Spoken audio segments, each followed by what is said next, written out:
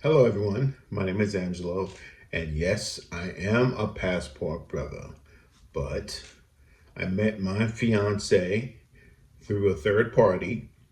She was in Vietnam. We met, fell in love.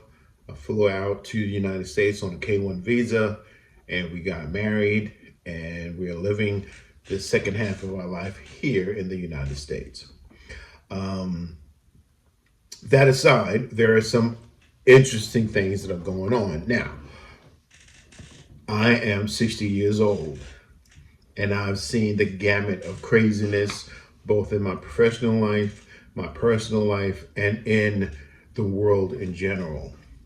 Um, just recently, however, I've been in the midst of a what I like to call a reset.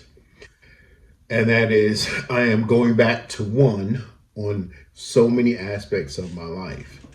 I'm planning for my retirement. I'm planning for my retirement to take place in another country, not here in the United States where things are going a little crazy.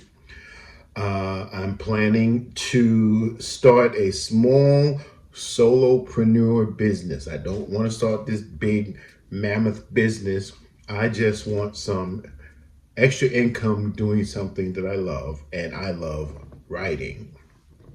That being said, bills have to be paid. So I recently walked away from my old job. It was not good. And now I've got a new job that is very good. Um, there are some challenges with the old job. And in one of my previous videos, I talked about how I was in the middle of some back and forth with my previous employer's justice protection services. I was in the security industry. Um, Early in September, I believe, no, early in October this month, actually, I had a meeting with a judge, actually, and his name was Mark Dimino, and I found him to be oppressive. I found him to be partial, biased, discriminatory, and I also found him to be a son of a bitch.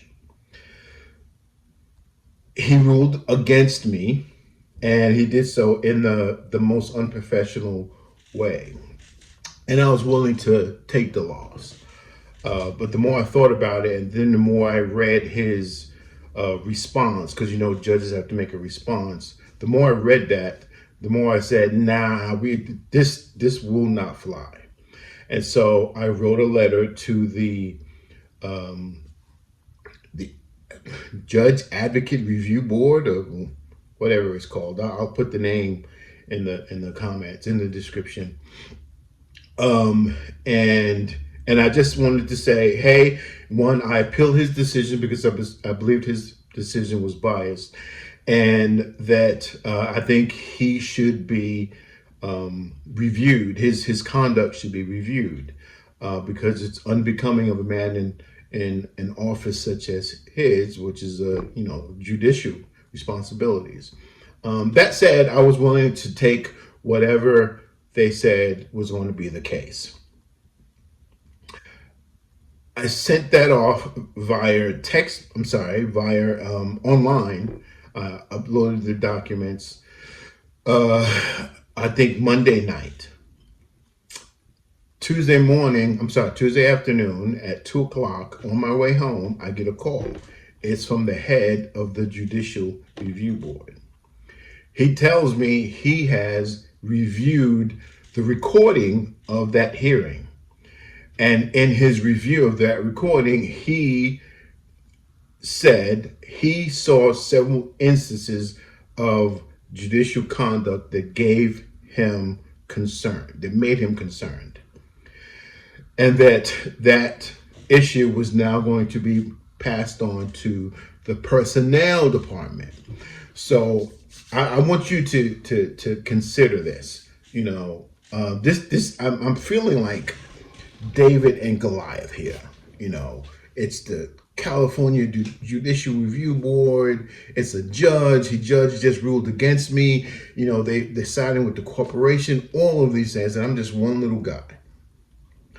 But to hear that man say what he said and say that he was concerned with the judge's conduct and that now it's a personnel matter that they will be addressing, and that they're addressing it because they cannot be represented in that fashion.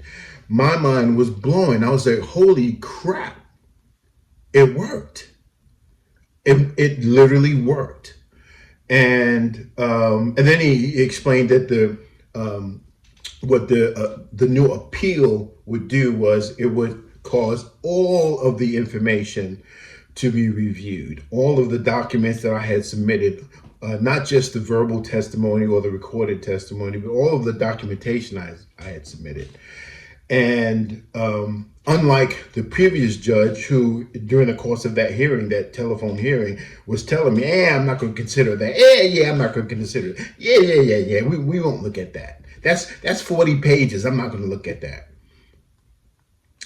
So what the appeals board will do, they will look at all of that information, all of that documentation. They will look at the hearing information. They will look at the minutes of the meeting, and then they will make a final decision.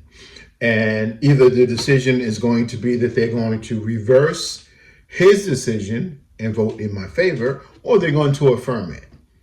And I am comfortable with that. I'm comfortable with that. Because at least now I feel like I'm getting a fair chance.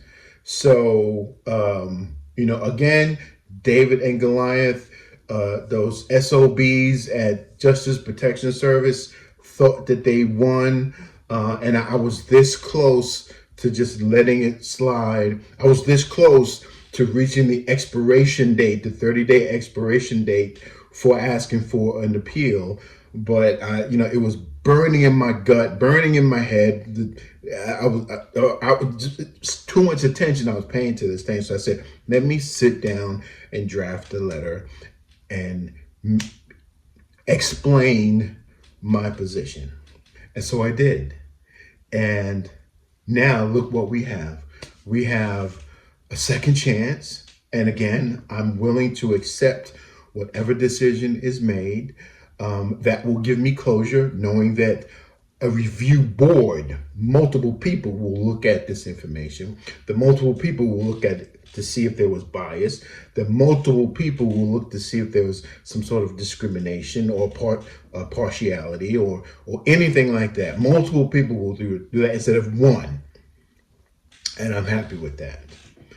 And it just goes to show you that, one, don't fuck with somebody who knows how to write.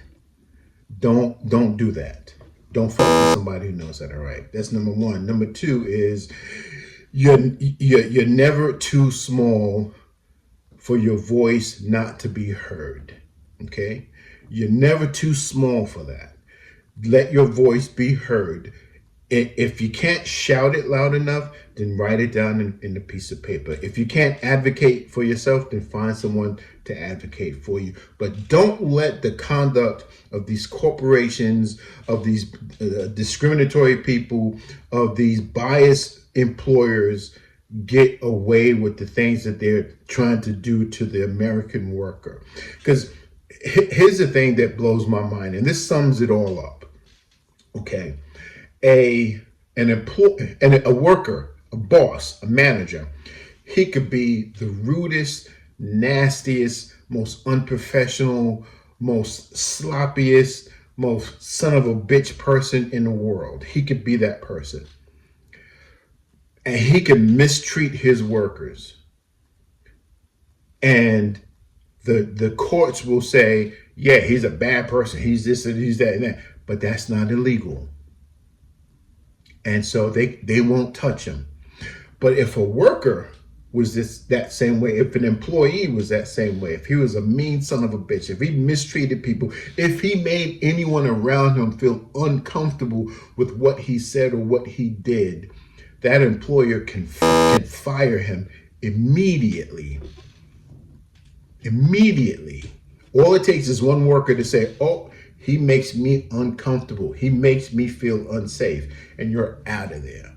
And that is the biggest lopsided piece of injustice in the corporate environment I have ever witnessed. And I won't take it lying down.